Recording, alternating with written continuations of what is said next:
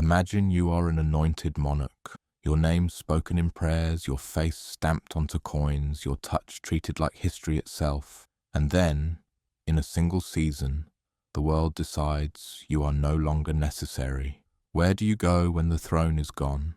Who feeds you, guards you, believes you, or fears you? And what happens to the dangerous thing a deposed ruler always becomes? A living alternative. Tonight we're moving through the quiet aftermaths of British power, kings and queens who lost their crowns to rebellion, parliament, invasion, family, or sheer bad luck. Some were kept like relics, some were erased like mistakes, some lived long enough to watch their rivals grow old in the comfort that used to be theirs. If you enjoy slow, fact-dense history for sleep, take a moment to like the video and subscribe. It helps these stories find the people who want them. Now, lower the lights and let's follow the crown after it falls. When a monarch loses, the real war often starts. The first rule of a fallen throne is that abdication, deposition, and defeat don't automatically end anything. They simply change the battlefield. Once a monarch is no longer crowned, they become something far more unstable, a symbol that can be carried. Historical records show that this is why the after matters as much as the coup itself. A deposed ruler can be used by foreign powers as a pretext for invasion. They can be used by domestic rebels as a banner. They can be used by disappointed elites as a bargaining chip, kept alive not out of mercy, but out of usefulness. And the machinery around them shifts tone immediately. The language becomes careful. The guards become permanent. The household becomes a surveillance system. The former court becomes a leak waiting to happen.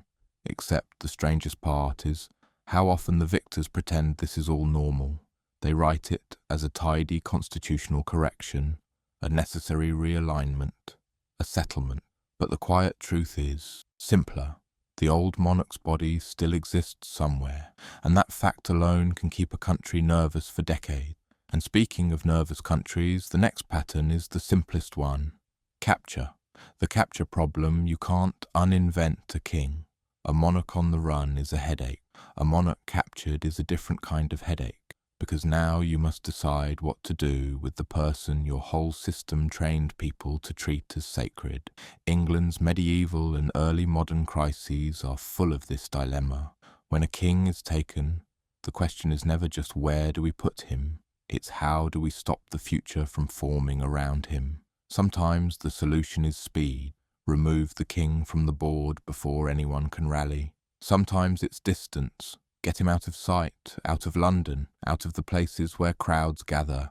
Sometimes it's ritual humiliation, forced public acts that say loudly that the old magic is broken. But the reality is that custody is political theatre. Every guard is a message. Every visitor is a risk. Every rumour is a spark.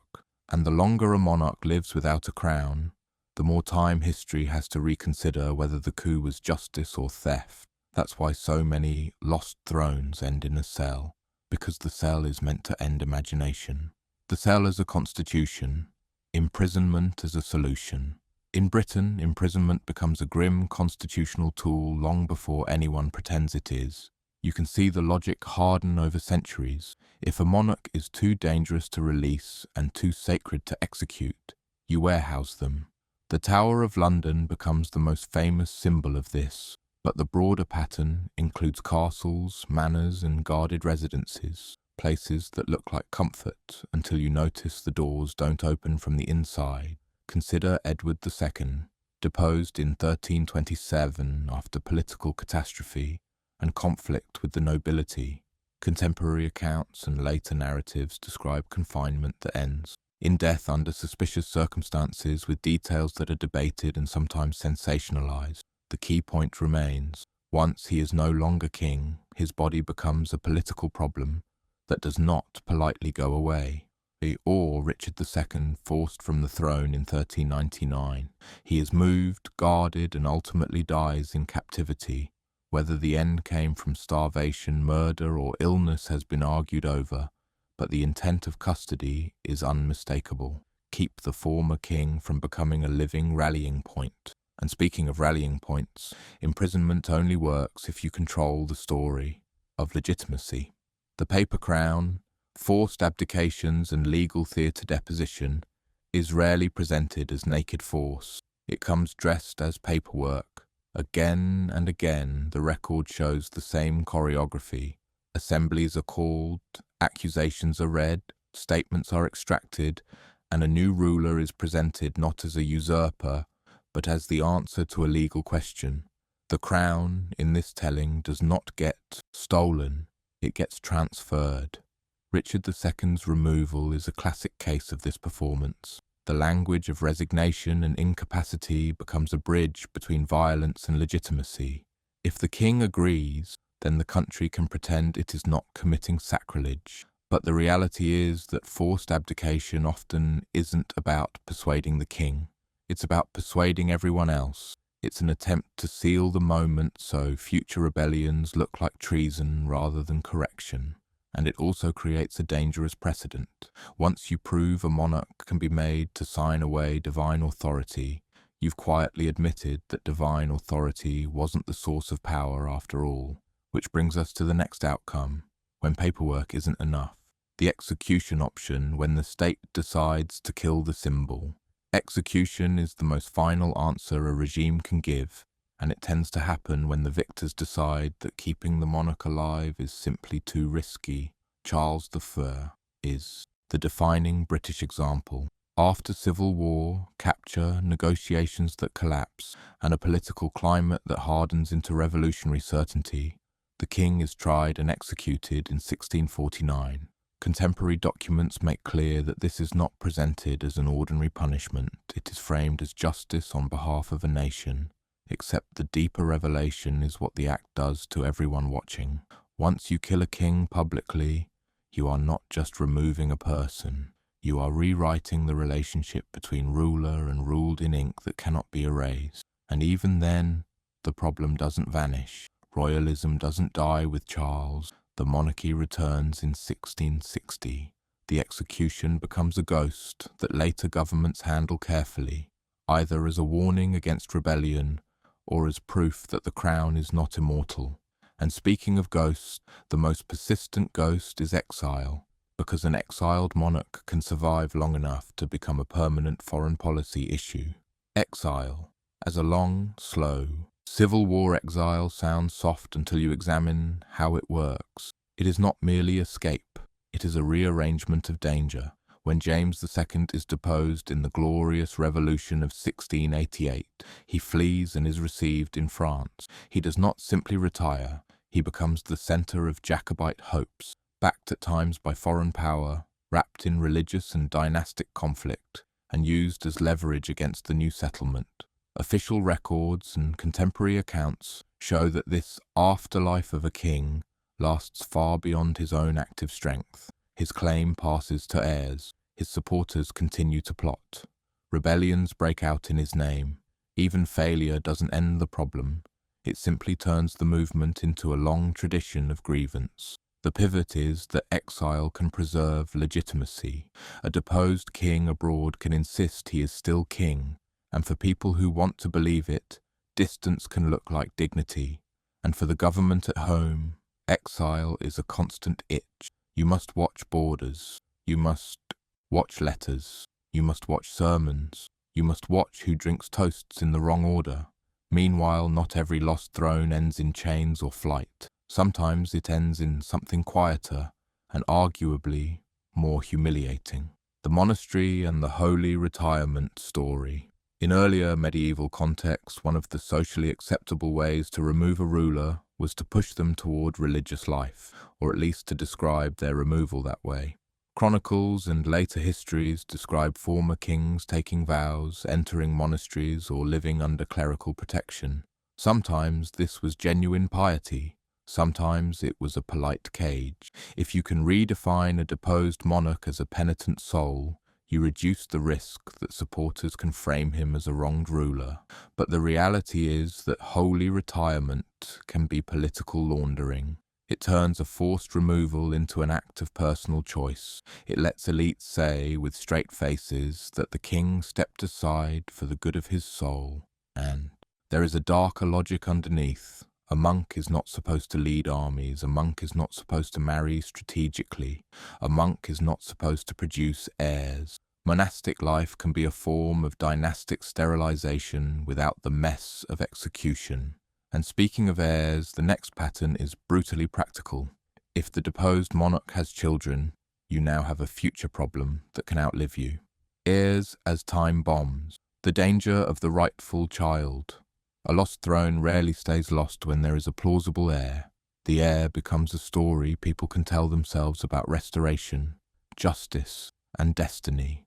This is why the treatment of royal children after a deposition is often colder than the treatment of the ruler themselves. Adults can be negotiated with. Children can be raised into symbols. The most haunting English example is the fate of Edward VIII and his brother in the 1480s. Commonly known as the princes in the Tower, the historical record does not give a courtroom certainty about what happened to them, and debates continue over responsibility and evidence. But contemporaries noticed their disappearance, and later political memory treated it as a wound.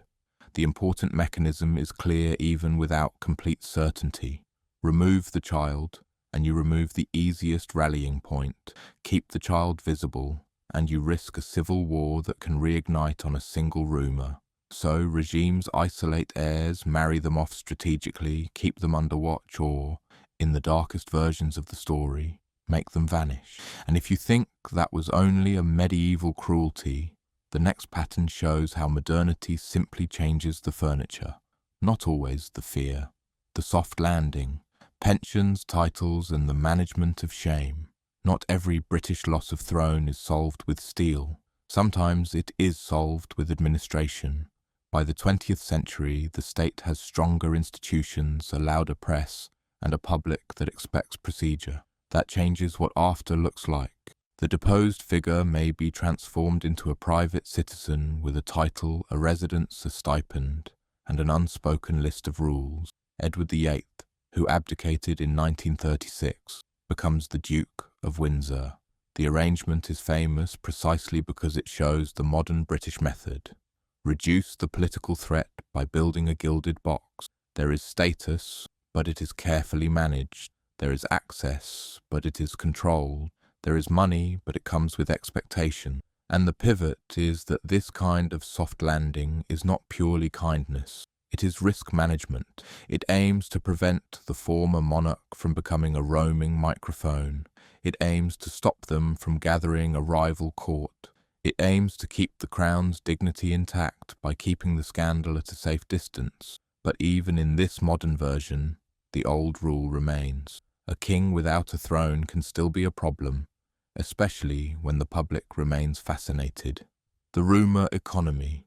Why deposed monarchs never get peace. Once a monarch falls, the world begins telling stories to explain it. Those stories multiply because they are useful.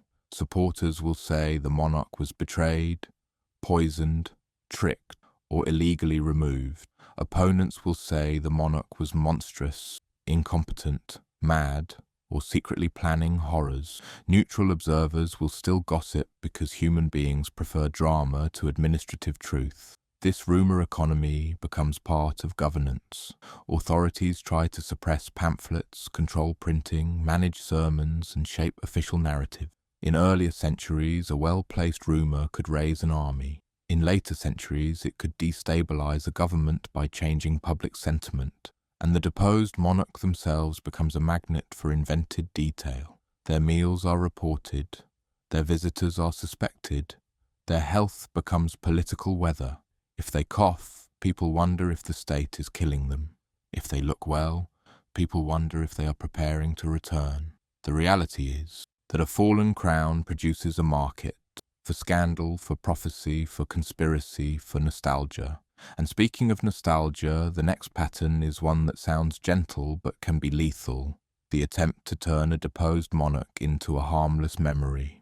Erasure by archive. How history is made safe. One of the quieter fates of deposed rulers is not death or exile, but editorial control. After a change of regime, chronicles are rewritten, portraits are repositioned, Anniversaries are rebranded and public rituals are adjusted. The goal is to make the new order feel inevitable and the old one feel like a strange detour. Sometimes this is crude. Titles stripped, names omitted, official documents altered. Sometimes it is subtle. Emphasis shifted, praise reduced, blame expanded. But the pivot is that this isn't only about propaganda, it's also about preventing future claim. If you can delegitimize the past ruler in cultural memory, you make it harder for anyone to rally around their cause later. And yet, erasure has a habit of failing.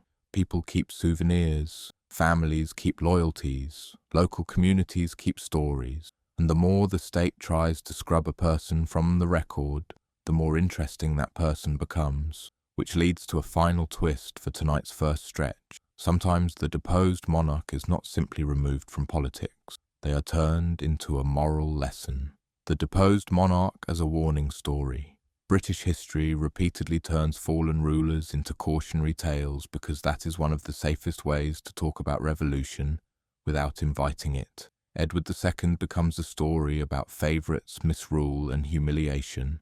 Richard II becomes a story about divine right meeting harsh reality. Charles VIII becomes either a martyr king or a warning against tyranny, depending on who is speaking.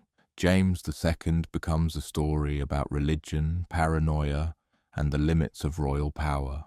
The outcome is a strange kind of afterlife. The person dies, but the version that survives is sculpted to serve political needs. School books, sermons, speeches, and commemorations quietly choose which traits to exaggerate. The reality is that Britain often prefers its constitutional transformations wrapped in biography. It feels less dangerous to say, this king failed, than to say, this system can be changed. And when you understand that, you start to see the fates of deposed monarchs not as isolated tragedies, but as part of a repeating toolkit, a state learning over centuries how to dispose of a crown without letting the country tear itself apart. The hostage court, keeping a former monarch close but powerless. Sometimes the safest place for a deposed monarch is not a distant prison, but a carefully supervised life near the centre of power, close enough to monitor, far enough to exclude. It sounds contradictory, but the logic is cold. A former king or queen kept in sight is harder to mythologize. If you can show the country that the rightful ruler is living quietly, taking meals under guard, signing nothing, commanding no one, the romance begins to fade. This is one reason why confinement often looks like comfort, a castle, a manor, a household, servants, a chapel, the appearance of dignity. But dignity can be part of the lock. The deposed ruler is allowed to live as long as they behave, and the definition of behave is written by their enemies. Historical records show that in many periods, even a noble visitor is political contraband. A conversation becomes a conspiracy. A letter becomes a potential uprising. The former monarch's daily routine becomes effectively a public safety measure, and the pivot is that this arrangement creates a hostage court. Everyone around the fallen ruler is being watched, and everyone who serves them becomes suspect. The old monarchy doesn't vanish. It is placed under glass, displayed as harmless, while the state quietly keeps a hand on the hammer. And speaking of glass, displays, one of the strangest tricks of British history is how often the state tries to trap legitimacy inside a ceremony. The I resigned fiction, making the fall look voluntary. The removal of a monarch is easier to sell if it can be described as a choice. That's why depositions often come with documents, declarations, oaths, and formal renunciations, even when the deposed ruler's choice is made with guards at the door. Publicly, the country wants to believe that the crown can pass without sacrilege. Privately, the elites want a paper shield to hold up against future accusations of treason. The irony is that this fiction can harm the victors later.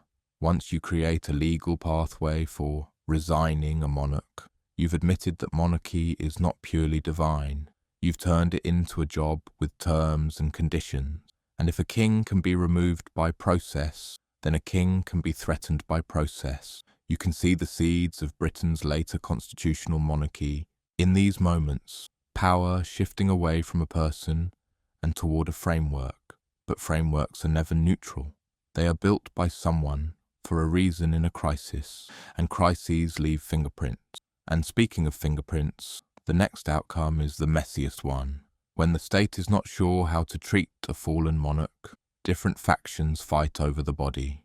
The faction fight. When the winners can't agree on the punishment, after a deposition, the victors often pretend they are a unified force. They rarely are. Some want mercy because mercy looks legitimate. Some want execution because execution looks secure. Some want a negotiated settlement because they're already thinking about what happens if the political wind changes again. This internal conflict can drag on for months or years. A former monarch becomes a bargaining chip between rival groups who all claim to be acting for the public good. And the fallen ruler, still a person, still breathing, finds their fate decided, not by morality but by committee. The civil wars of England show this clearly. With Charles I, there were genuine efforts at negotiation and serious arguments about whether a king could be tried at all. The fact that execution happened does not mean it was inevitable. It means the faction that believed killing the symbol was necessary won the argument at that moment. The consequence is that a deposed monarch's fate often reveals what the new regime truly is. If it kills the king, it is saying something about sovereignty. If it spares him, it is admitting fear of backlash. If it imprisons him indefinitely, it is choosing a compromise. Avoid martyrdom, avoid rebellion, and accept permanent tension. Meanwhile, the most potent weapon a deposed ruler can still hold is not an army, but a family name. Bloodlines that won't stop. Why dynasties survive deposition. A dynasty is hard to kill because it doesn't live in one person. It lives in marriage alliances, in cousins, in claim, stitched across Europe like a web. This is why the removal of one monarch rarely ends the story. It merely changes who carries the claim. The deposed ruler's supporters can shift their loyalty to an heir, a sibling, a distant relative, anyone who can be framed as the true continuation of the line. The House of York and the House of Lancaster teach this with brutal clarity. When kings fell, their names didn't stop fighting. Civil war became a rotating argument about whose blood mattered more. Even when the battlefield went quiet, the threat remained in nurseries and marriage contracts. And the pivot is that dynasties can outweight political regimes. A claimant doesn't need to win now. They need to remain plausible long enough for circumstances to change. An unpopular ruler, a foreign war, a famine, a succession crisis. Suddenly, the idea of the rightful monarch becomes attractive again. This is why the state's treatment of royal relatives after deposition can become obsessive. Marriage approvals, travel restrictions, surveillance of correspondence, everything turns into a security policy. And speaking of security, sometimes the most dangerous time for a deposed monarch is not immediately after the fall, but years later, when someone tries to rescue them. Rescue plots and escapes, the permanent fear of return. If you keep a former king alive, you must assume someone will attempt to retrieve him. That fear can shape an entire era. In earlier centuries, rescue plots are a constant background noise. Loyalists plan to smuggle the monarch out. Foreign allies plan raids. Discontented nobles whisper about restoring the old order. Even if most plots fail, the mere possibility forces the government to keep tightening control. And then there are the stories of escape. Some real, some fabricated, some impossible, and some just plausible enough to ignite panic. Consider the strange afterlife of rumours around deposed monarchs who didn't really die. Historical accounts sometimes include claimants who appear years later, insisting they are the lost ruler. These figures are often exposed as imposters, but the fact that people follow them tells you something important. The public wants a story where legitimacy returns, where injustice is corrected, where the rightful king walks back into the world. The government, in response, becomes paranoid about bodies. Burials matter, public viewing matters, documentation matters. Because if the deposed monarch can be imagined alive, rebellion can stay alive too. And if you think that paranoia sounds medieval, the modern world simply gives it newspapers. The press age, how modern depositions become public performance. By the 19th and 20th centuries, a deposed or abdicated monarch lives in a world where millions can read about them daily. The old tools of secrecy weaken. The state cannot simply hide a former ruler in a castle and hope the country forgets. So the strategy shifts toward narrative management, public statements, carefully staged appearances, controlled interviews, trusted biographers. A former monarch becomes a celebrity problem. The public interest is constant, and fascination itself can be political. Edward VIII's life after abdication becomes a case study in how modern Britain handles a fallen crown.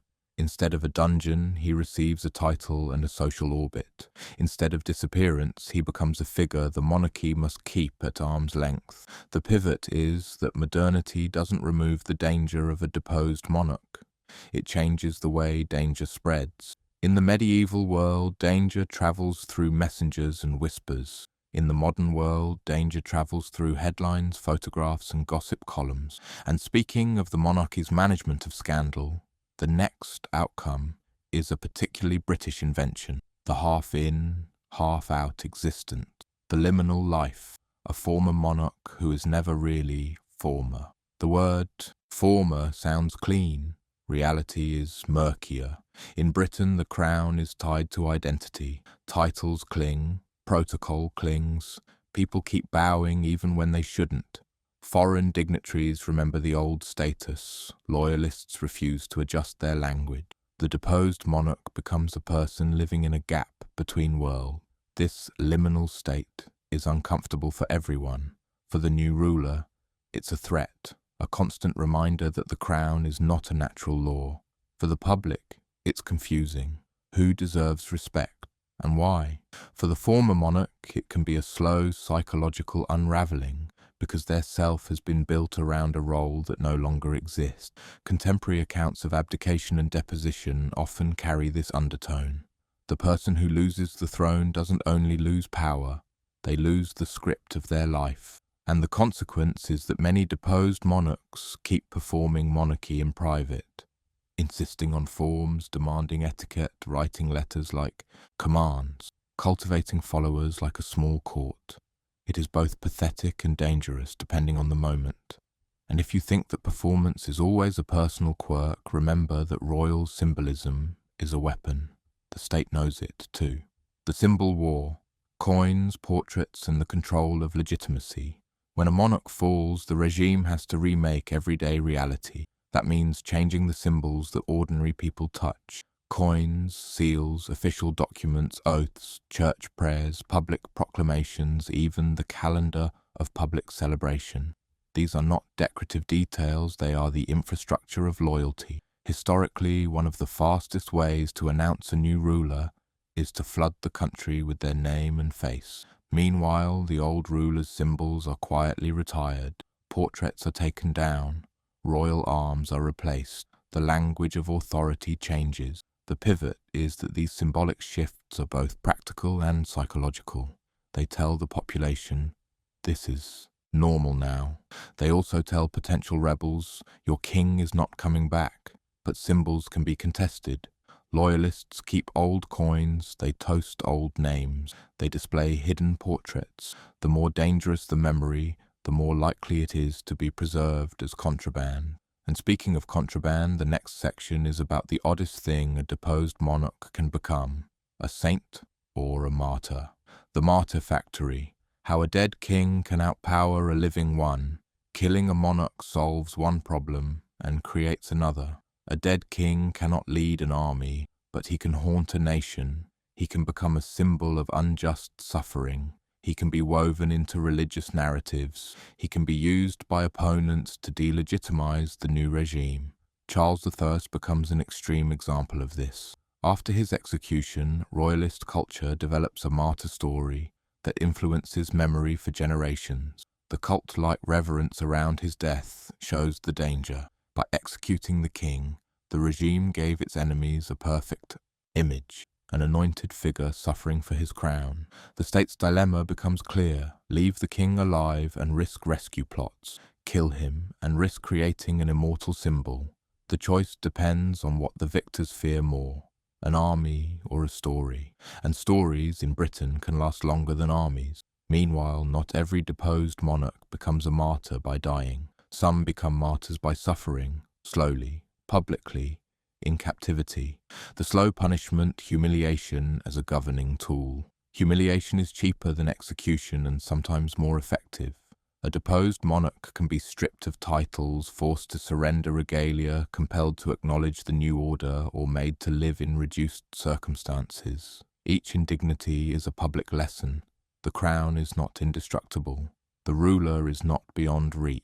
In medieval contexts, this humiliation can be blunt. Forced public appearances, unkinging rituals, confiscation of treasure and lands. In later contexts, it becomes bureaucratic.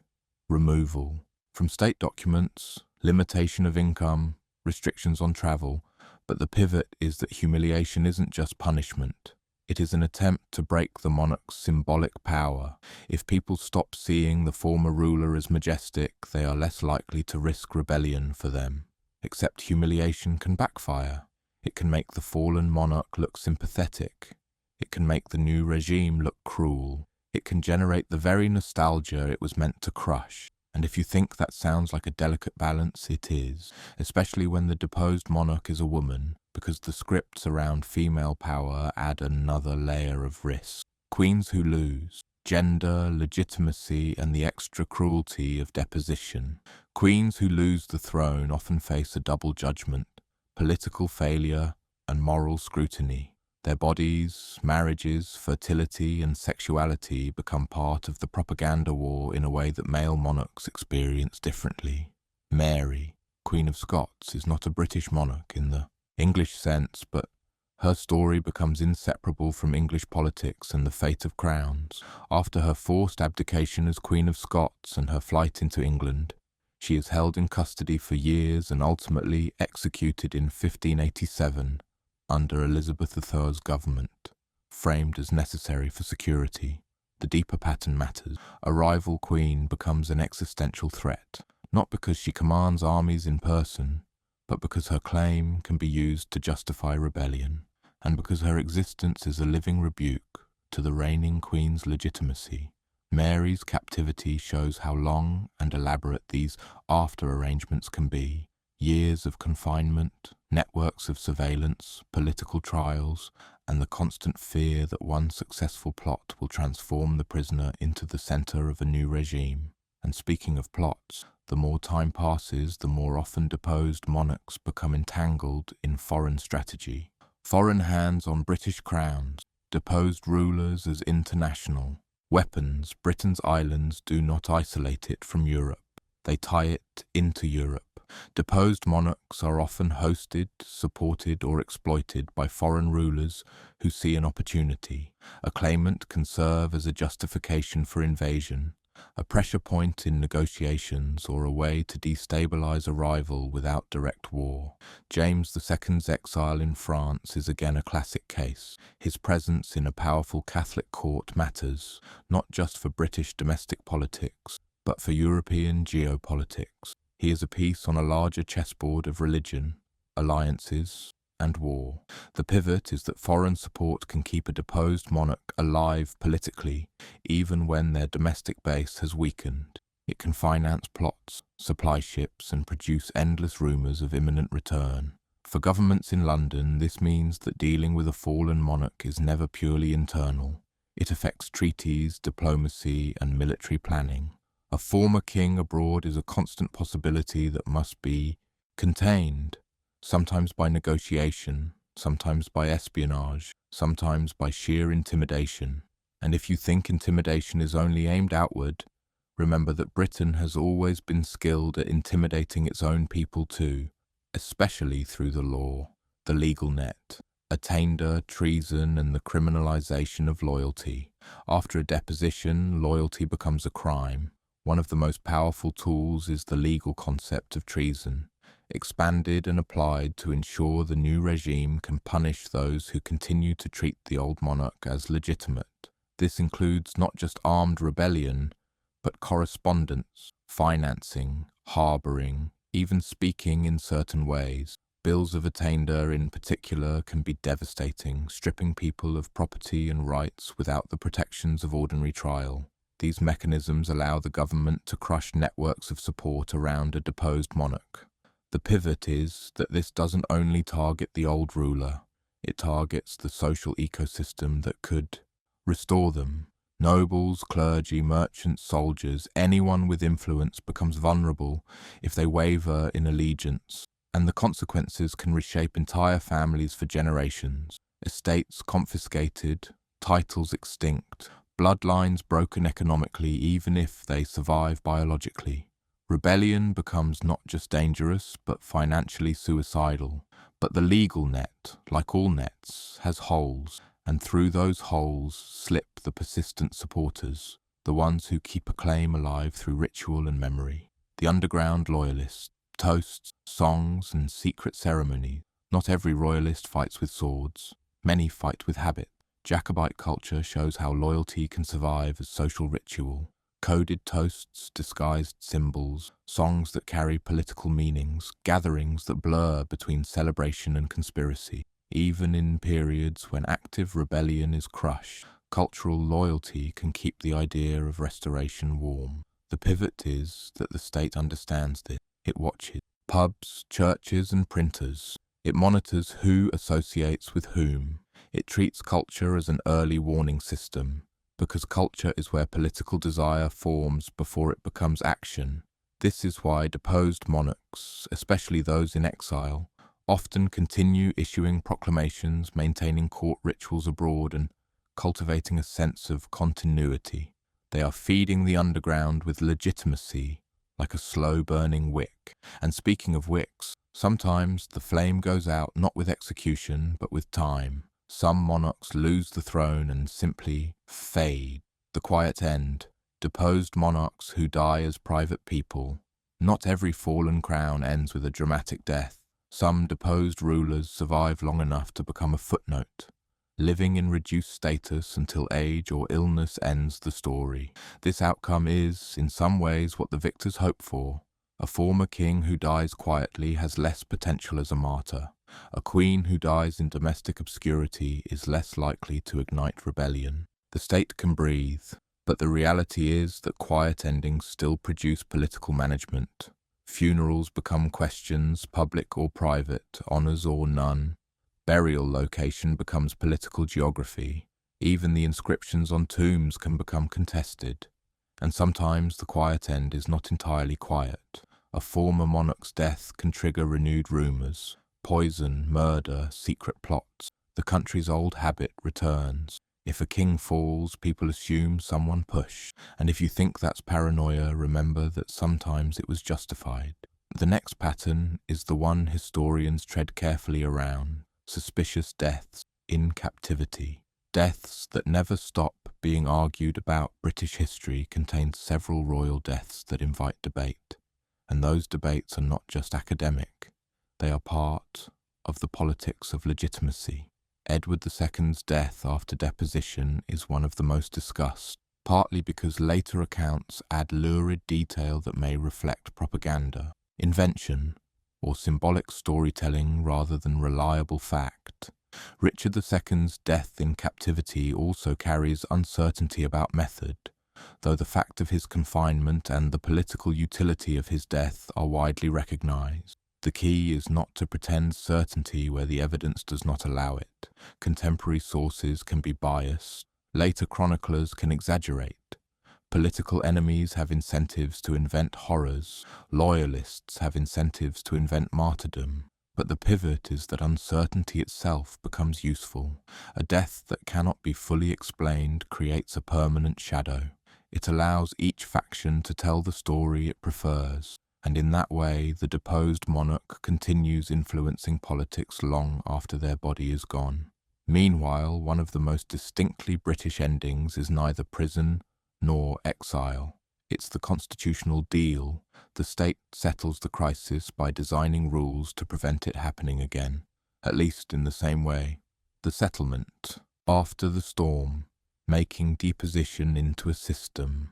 After enough shocks, Britain begins turning trauma into structure. The deposition of James II and the installation of William and Mary is not just a change of monarch. It is a major constitutional moment. The outcome is a clearer claim that monarchy operates within law, that Parliament has a decisive role, and that the Crown is conditional in a way it had never been admitted so explicitly before. The pivot is that this doesn't make monarchy weak. It makes it survivable. It reduces the chance that the Crown will be destroyed entirely by making it flexible, able to adjust without requiring another civil war. But this new flexibility comes with a cost. The monarch becomes less untouchable. The idea that a ruler can be replaced becomes part of political consciousness. The crown remains, but its mystique changes. And speaking of mystique, modern Britain inherits a strange contradiction. It loves royal tradition, but it also remembers quietly that thrones can be lost. The modern memory. Why Britain still watches the crown for cracks. Even in a stable constitutional monarchy, there is an undercurrent of fascination with royal failure.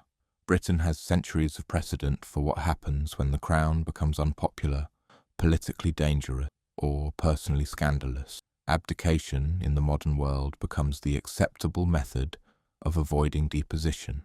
It allows the institution to preserve itself by sacrificing an individual. It's the same old toolkit, reshaped for an age of mass media.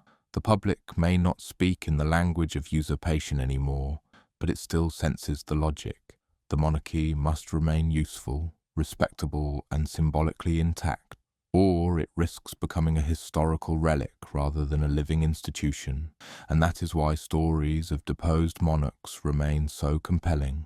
They are proof that the crown is not an enchantment. It is a political object handled by human beings, protected by systems and occasionally dropped, which brings us to the deeper question beneath every lost throne. What does it do to a person to stop being the person everyone built a country around? The psychology of deposed power.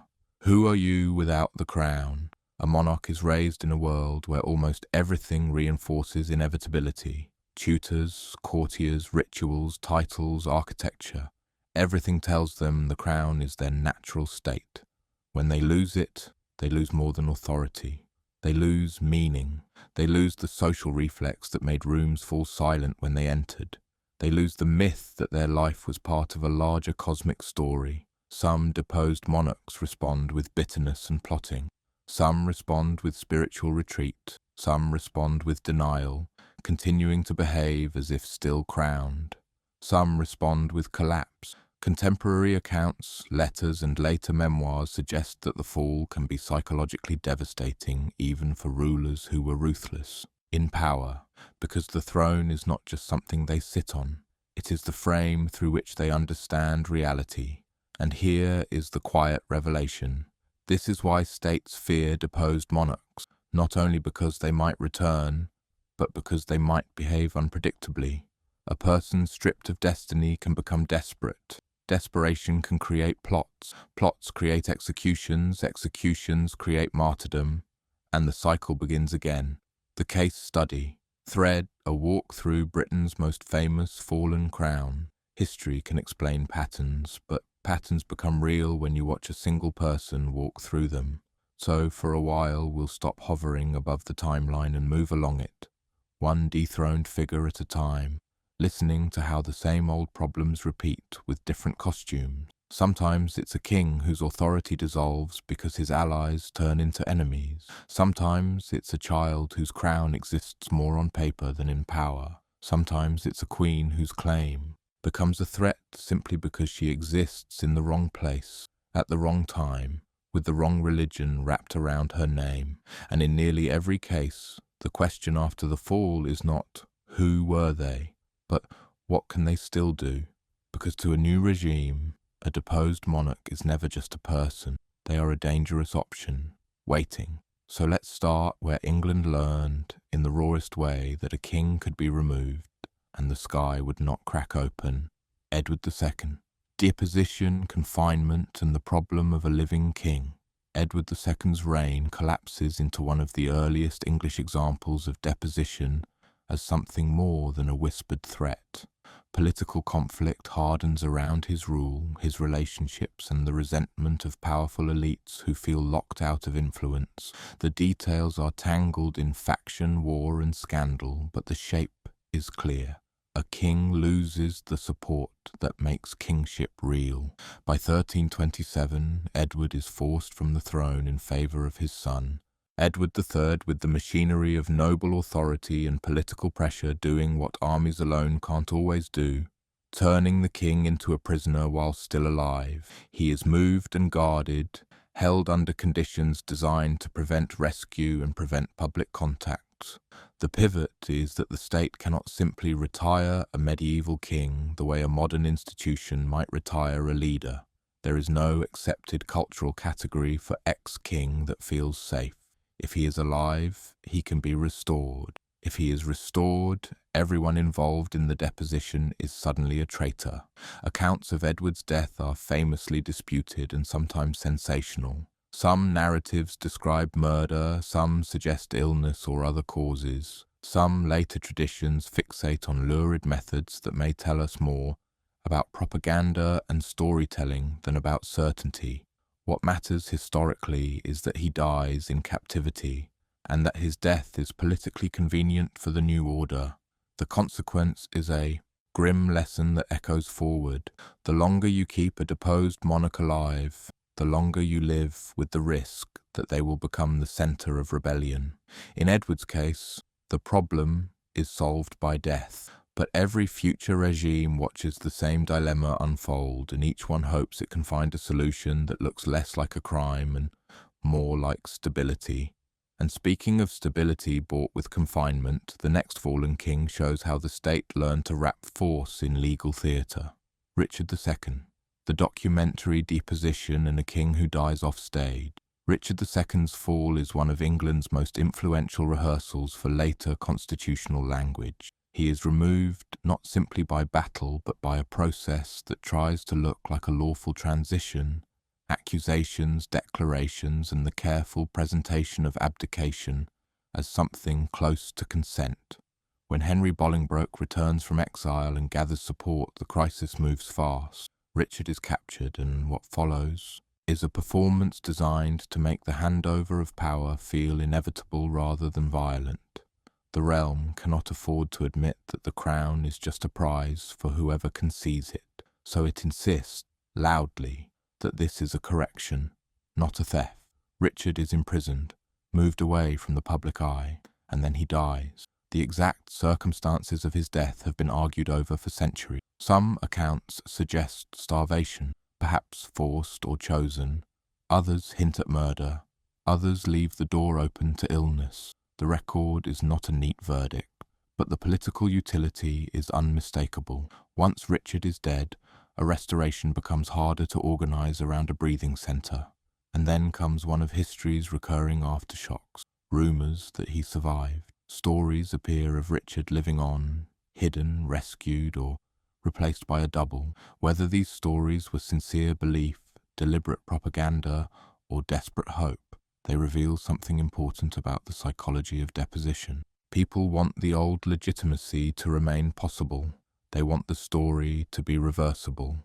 The consequence is that Henry III's regime must spend effort not just ruling, but disproving alternatives. The deposition is not a single event, it is a continuing argument.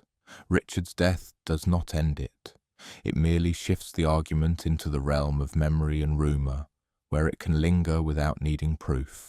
Meanwhile, if you want to see how long this kind of instability can last, the next example is a king who loses his throne, gets it back, loses it again, and becomes, quietly, one of England's most tragic political leftovers. Henry VI, a king removed, restored, and then turned into a convenient corpse. Henry VI's reign is shaped by weakness, faction, and the brutal mechanics of the Wars of the Roses. He is a king whose authority is repeatedly questioned. partly because the country is exhausted by conflict, and partly because rival claimants offer something he cannot, the image of strength. In 1461, Henry is deposed and replaced by Edward IV, but the story does not end because a living Henry VI provides the perfect rallying point for Lancastrian loyalists. Even if Henry himself is not an active political strategist, his name is a flag. In 1470, Henry is restored briefly, an extraordinary reminder that deposition is not always final. The crown can swing back, like a door that never quite latches, but the restoration is fragile. Edward IV returns, defeats the opposition, and Henry is imprisoned again in the Tower of London. Then Henry dies in 1471. As with other captive royal deaths, suspicion follows. Official narratives can say one thing, while political reality suggests another. A dead Henry VI is infinitely less dangerous than a living one, especially after a restoration has proven that the old king can in fact return. The pivot here is that Henry's fate illustrates the state's deepening preference for permanence. Once you have experienced a restoration, mercy looks less like virtue and more like negligence. The idea of keeping a deposed monarch alive begins to feel, to the victors, like leaving a lit candle in a room full of gunpowder. And speaking of gunpowder rooms, the most chilling deposition stories often involve not an adult king, but children, because a child king is pure legitimacy without the power to defend it. Edward VIII, the child king who disappears into political necessity. Edward VIII becomes king in 1483 while still a boy, and almost immediately his kingship becomes the question everyone fights over. A child on the throne needs protectors, and protectors rarely agree on what protection should look like. Edward is taken into custody, lodged in the Tower of London, at first not necessarily as a prison in public storytelling, because the tower can be framed as a royal residence. His younger brother joins him, and then, over time, the boys are seen less and less. They disappear. The historical record does not provide a single universally accepted account of what happened next. The disappearance becomes a wound in English history, one that later writers, politicians, and propagandists reopen again and again. Richard III, who takes the crown, has long been suspected by many of arranging their deaths, but certainty is elusive, and debates continue around evidence, motive, and narrative inheritance. The reality is that the disappearance itself tells you the logic of deposition at its most ruthless. Two living princes are two living alternative futures. If they remain visible, they remain usable. If they remain usable, the new regime remains insecure. The consequence is that Edward V's fate, even without courtroom clarity, becomes a cautionary myth about how power treats children when children are political objects. It also becomes an enduring example of how uncertainty fuels legend. A vanished king is never fully dead in the imagination, and the imagination is where rebellions are born. And speaking of brief kings and fragile legitimacy, the next figure is the most tragic kind of monarch, the one who reigns for days and then is executed so the system can feel tidy again. Lady Jane Grey, 9 days of crown, and then the axe. Lady Jane Grey is often called the 9 Days Queen, a label that sounds almost playful, until you remember that the story ends in execution. In 1553, after the death of Edward VI, political manoeuvring attempts to place Jane on the throne, largely to prevent the succession of Mary Tudor, whose Catholicism alarms powerful Protestant interest. Jane, young and highly educated, becomes a vessel for other people's plans. Her reign is less a period of rule than a moment of contested paperwork and hurried proclamation. Mary gathers support and takes power quickly. Jane is imprisoned in the Tower of London. At first, there are signs that mercy might be possible, because executing a young woman who has been used as a political pawn can look monstrous, but rebellions and plots change the calculus. As long as Jane lives, she can be used again, by enemies of Mary, by foreign interests, by domestic factions. Even if Jane never wants the crown can be placed on her name like a weapon. So she is executed in 1554. The pivot is brutal. Sometimes the deposition doesn't end with the monarch's actions at all, but with the regime's fear of what others will do with them. Jane's death becomes a kind of preventative measure, the state cutting off a symbol before it can be picked up again. The consequence is that her story becomes moralized. Protestants remember her as a martyr. Others remember her as a warning about ambition and manipulation. And beneath those narratives sits the plain political lesson. In a contested succession, a spare claimant can be as dangerous as an army. And speaking of danger shaped by religion, the next queen's fate is one of the longest, slowest, most claustrophobic endings a royal figure can endure. Mary, Queen of Scots, a rival queen, held until the state gives up on patience. Mary, Queen of Scots, loses her throne in Scotland through a web of conflict, scandal, faction, and forced abdication. She then flees into England in 1568, seeking protection from her cousin, Elizabeth I. Instead of sanctuary, she receives custody. Mary's presence in England is a living political emergency. She has a claim to the English throne through lineage that many Catholics and some political opponents consider stronger, or at least more desirable, than Elizabeth's. Even if Mary personally tries to negotiate and survive, her very existence becomes a rallying point. So she is moved from house to house under guard for years, nearly 2 decades. Her correspondence is monitored. Her household is controlled. Networks form around her, some sincere and some opportunistic. Plots are uncovered and alleged. The pressure builds. The pivot is that the state begins to treat her not as a guest, but as a permanent threat that cannot be resolved by anything short of removal. But removal is complicated. Executing a queen is not an ordinary act. It carries moral weight, diplomatic risk, and the danger of turning Mary into a sainted symbol. And yet, in 1587, Mary is executed after legal proceedings framed around treason and conspiracy. The consequence is immediate and long-term. In the short term, Elizabeth's government removes a focal point for Catholic plots. In the long term, Mary's death becomes a martyr narrative for her supporters and a stain for Elizabeth in some memories. It also sets a precedent in the political imagination. A crowned head can be killed by another crowned head's government. The sacred boundary is crossed, and it cannot be uncrossed. And speaking of boundaries crossed, Britain's most famous royal killing is not a rival queen's execution, but a reigning king tried and executed by his own people. Charles I, the king who loses a civil war and becomes a national argument.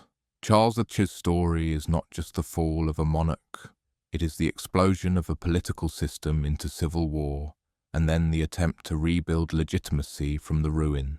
After years of conflict over taxation, religion, authority, and the limits of royal power, the country fractures into war.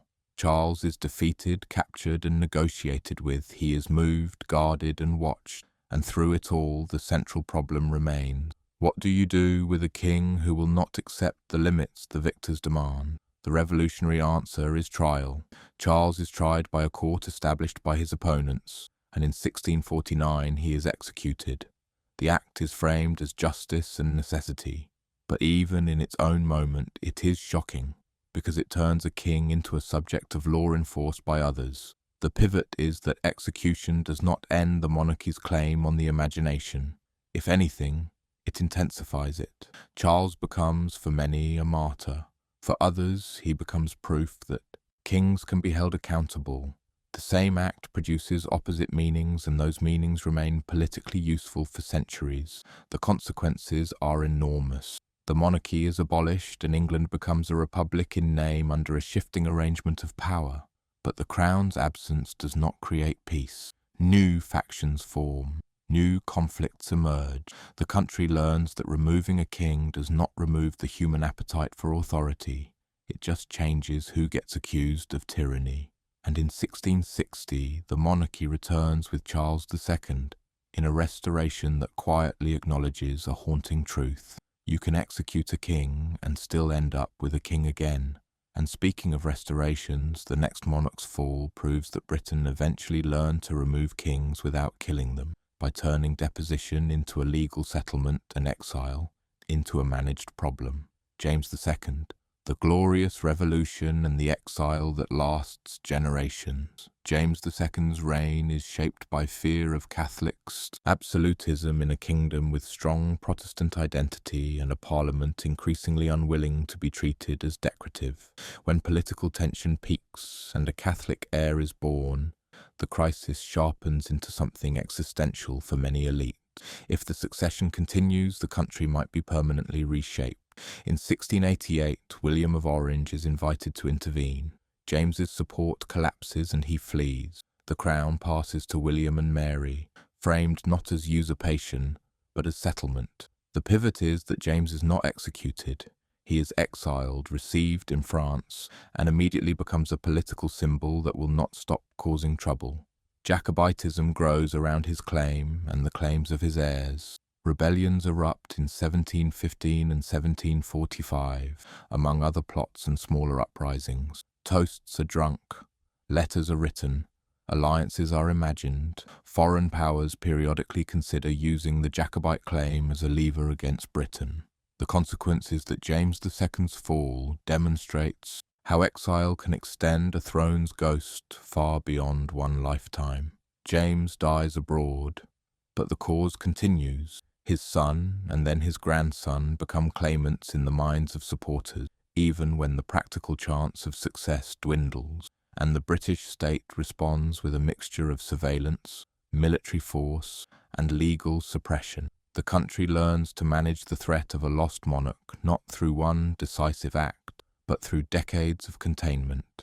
And speaking of containment, the Jacobite heirs themselves show what it looks like to be born into a crown you will never touch, raised as a monarch in exile, treated as a king by loyalists and yet unable to step onto the soil that would make it real. The Jacobite heirs, kings without kingdom. The Jacobite claim passes like an inheritance of longing. James Francis Edward Stuart, the old pretender to his enemies and James III to his supporters, lives a life shaped by what might have been. He is treated by some courts as a legitimate monarch. He maintains a kind of exile court. He issues declarations. He becomes, in political terms, a permanent alternative. His son, Charles Edward Stuart, the young pretender, remembered romantically as Bonnie Prince Charlie, attempts the boldest restoration effort in 1745. The rebellion gets farther than many would have expected, and that brief surge of possibility is exactly why the aftermath is so severe. When the rising fails, Charles becomes a fugitive, romanticized in legend and hunted in reality. His later life is marked by decline, disappointment, and the slow collapse of a cause that cannot sustain itself forever on memory alone. The pivot is tragic. A deposed dynasty can become a kind of hereditary prison. The heirs inherit not just a claim, but the expectations of supporters and the hostility of enemies. They inherit a political identity that may outlive its practicality. The consequence is that by the time Jacobitism fades as a real threat, it has already done its cultural work. It has created songs, myths, symbols, and a template for how Britain remembers lost causes, half nostalgia, half warning. And speaking of modern templates, Britain's most famous 20th century lost throne is not a deposition by force, but an abdication shaped by scandal, politics, and the demands of a constitutional monarchy that refuses to bend too far. Edward VIII, abdication, title, and the modern gilded cage. Edward VIII's reign is brief, but his story is long. In 1936, he abdicates to marry Wallis Simpson, an American divorcee, in a crisis that exposes the limits of personal desire inside a public institution. The official narrative can be told as romance, love over duty, but the political and constitutional dimensions are inseparable. The monarchy is not only a family, it is a state symbol tied to the church and to a network of expectations about propriety and stability. Edward abdicates and becomes the Duke of Windsor. This is the modern British solution. No execution, no dungeon, no civil war. Instead, a controlled afterlife. He is given a title, a position, a kind of dignity, paired with distance from the centre. The pivot is that this arrangement still carries the old logic. The former king is managed. His access is limited. His public role is carefully handled. His life becomes a constant negotiation between personal freedom and institutional fear. The consequences ripple. The abdication reshapes the monarchy's story about duty. It positions George VI as a reluctant symbol of responsibility, which later deepens the public narrative around Elizabeth II as steadfast continuity. Edward becomes, in the cultural imagination, the man who walked away, and that phrase can be spoken as romance or as accusation depending on who is speaking. And speaking of accusation, the modern era doesn't always give deposed monarchs a clear villain or hero role. Instead, it turns them into objects of fascination, proof that the crown can still crack under human pressure. The pattern behind the people, what Britain learned each time a crown fell. Once you've walked past enough fallen crowns, a strange thing happens. The individuals begin to blur, and the state's behaviour becomes the main character. Different centuries, different fashions, different forms of violence, but the same practical questions asked in different accents. How do we stop a former monarch becoming a rallying point? How do we make the transition look lawful? How do we punish without creating a saint?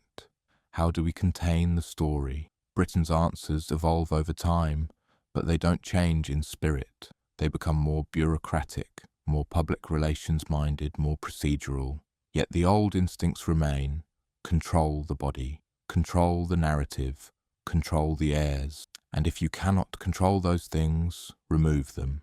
The pivot is that Britain's political system learns by doing. Each deposition becomes a lesson, and the next crisis arrives with that lesson folded into policy, sometimes openly, sometimes unconsciously.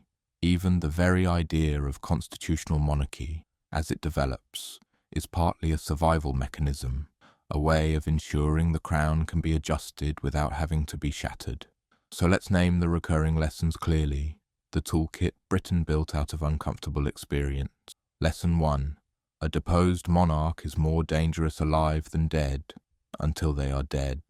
This is the central paradox. A living deposed monarch can be restored. They can sign proclamations. They can legitimize rebels. They can be carried into a rebellion like a holy relic. Even if they're weak, their weakness can make them sympathetic. But a dead deposed monarch can become a martyr. So regimes oscillate. In some moments, the fear of restoration dominates and the solution becomes death, fast, final, hard to reverse. In other moments, the fear of martyrdom dominates and the solution becomes captivity, slow, controlled, politically deniable. The result is a grim compromise that repeats across centuries. Keep the fallen ruler alive until the risk of restoration fades, then allow death to arrive conveniently, quietly, ambiguously, or at least at a time that best serves stability. And the evidence for this logic isn't just in royal fates, it's in the frantic attention paid to funerals, burials, public viewing and official announcements. A monarch's body is treated like a document. It must be accounted for, or the nation will start writing its own versions. And speaking of versions, the second lesson is that deposition is never only a physical act. It's an act of persuasion. Lesson 2. The state must make the fall look inevitable. A coup is unstable if it looks like a coup. A deposition becomes safer if it looks like destiny. That's why formalities matter. Declarations matter, accusations matter, assemblies matter, oaths matter. When Richard II is removed, the language of abdication is used to wrap force in legality. When James II is replaced, the change is framed as a settlement of the realm's safety, not a theft. Even in modern abdication, the same impulse appears. The story told to the public must preserve the institution's dignity. The monarch might be flawed, but the monarchy must remain intact. That is the condition of survival. The pivot is that what Britain calls constitutional development often arrives as emergency storytelling. The rules harden after the crisis because the crisis reveals what people will not tolerate, what elites fear, and what language can hold the country together. And speaking of holding things together, the third lesson concerns the most dangerous time of all. What happens next? Lesson 3. The aftermath matters more than the moment. It's easy to dramatize the day a king is captured or a queen is forced to sign a document, but the more decisive struggle is the long aftermath, months and years of preventing restoration. This is why governments invest in surveillance around deposed monarchs. They monitor letters, they limit visitors, they control servants, they treat household staff like potential conspirators. The fallen ruler becomes a security operation. And the pivot is that this is not paranoia for its own sake. It is a recognition that political movements do not need constant fuel to survive. They can survive on memory, on grievance, on myth. All they need is a plausible symbol. A living monarch provides that symbol perfectly. So the state drags the deposed monarch into controlled routines, hoping boredom will do what blades might not, drain the romance. Sometimes it works. Sometimes it fails spectacularly. Henry VI's restoration proves the danger of assuming the symbol has faded. And speaking of symbols, the fourth lesson is that heirs are often the real threat. Lesson 4. Heirs are future revolutions with baby teeth. A deposed monarch can be old, broken, defeated. Their heir can be young, untouched, and full of promise. This is why child claimants become such intense targets in political crises. The princes in the tower, regardless of unresolved debates, symbolize the terrifying simplicity of this logic. 2 boys alive means 2 alternative futures alive. Remove them, and you remove the easiest path to restoration. Even when heirs are not killed, they are managed, kept under watch, married strategically, disinherited through law, forced into exile, reduced to private status, or turned into harmless royals without political authority. The pivot is that Britain over time becomes more skilled at neutralizing heirs without violence, because violence creates stain. Modern monarchy learns to control succession through law and public expectation, which is far safer than controlling it through blood. But the instinct remains. The state knows what an heir represents, not a person, but a timeline. And speaking of timelines, the 5th lesson is that exile doesn't erase claims, it exports them. Lesson 5. Exile turns a domestic crisis into a foreign policy problem. Exile can look like mercy.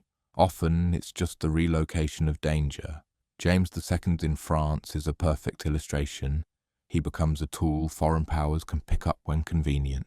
His heirs inherit that usefulness. Jacobite rebellions show how exile can keep a claim alive long enough to erupt into war. The pivot is that once a claimant is abroad, they can gather resources, allies, and legitimacy from foreign courts, especially if those courts have reasons to destabilize Britain. Even if restoration is unlikely, the threat forces Britain to spend money and attention on defense, intelligence, and diplomacy, and exile creates another strange consequence. Distance can improve a reputation. The deposed monarch becomes a figure of imagination. Their flaws soften, their failures fade. Their supporters can build a clean narrative around them because they don't have to live under their rule anymore. So exile can preserve the idea of a better past, a political fantasy with real consequences. And speaking of fantasy, the 6th lesson is that rumour is not a side effect. It is part of the machinery. Lesson 6. Rumour is a second government. When a monarch falls, information becomes weaponry. People invent stories to explain the fall. Loyalists invent martyrdom. Opponents invent monstrous crimes. Neutrals invent romance. The public invents conspiracy because conspiracy feels more satisfying than mundane power shift. Governments respond by trying to manage printing, sermons, proclamations, and public rituals. In earlier centuries, this can mean censorship and punishment. In later centuries, it becomes press management, public relations, and official biography. The pivot is that rumour is not merely gossip. It can mobilize money, men, and foreign intervention. It can convince a region to rebel. It can persuade a noble to switch sides. It can undermine a regime before the regime even knows what the public thinks. This is why the deaths of deposed monarchs attract such obsessive attention. If the body is not accounted for, rumour becomes a national industry, And speaking of accounting, the seventh lesson is that Britain eventually tried to make deposition unnecessary by making abdication possible. Lesson 7. Modern Britain prefers sacrifice to revolution. Edward VIII's abdication shows how a modern monarchy can survive by cutting away one person to protect the institution. Instead of deposition by force, you get resignation by paperwork. Instead of rebellion, you get constitutional procedure. Instead of a martyr, you get a former king living in the world. An inconvenience, but not a revolution. The pivot is that this is not purely enlightened, it is strategic. The monarchy learned through centuries that the institution survives best when it appears adaptable. If the crown can bend, it doesn't have to break. But bending has its own danger. It reminds the public that the crown is conditional, that it can be moved, that it is not sacred in the old way. Modern stability is bought at the price of old mystique, and yet Britain seems to prefer that trade. Now, once you see these lessons, another question appears. What happens to the people around the fallen monarch? The spouses, servants, allies, and enemies who also lose their place in the world. The collateral fall. What happens to courts when the court dies? A monarchy is not a single person.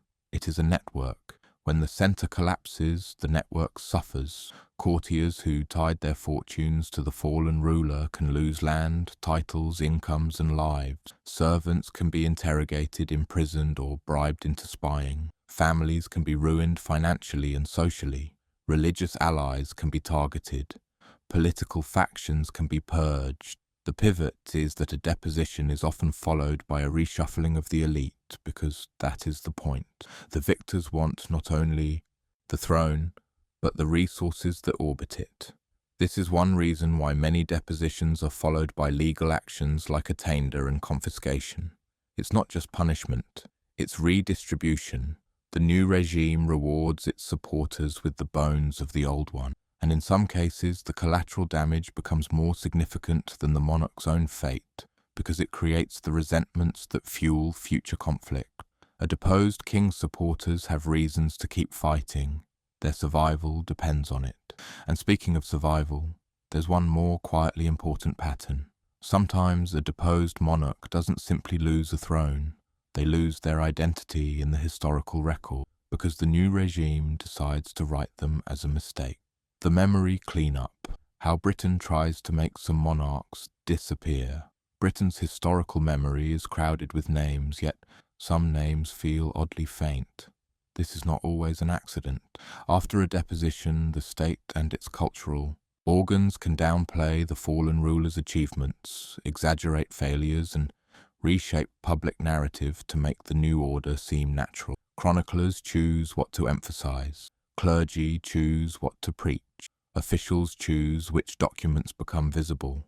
The pivot is that this is not always a conspiracy in the modern sense. It can be a quiet alignment of incentives. People want to survive in the new regime, so they write what the new regime wants to hear.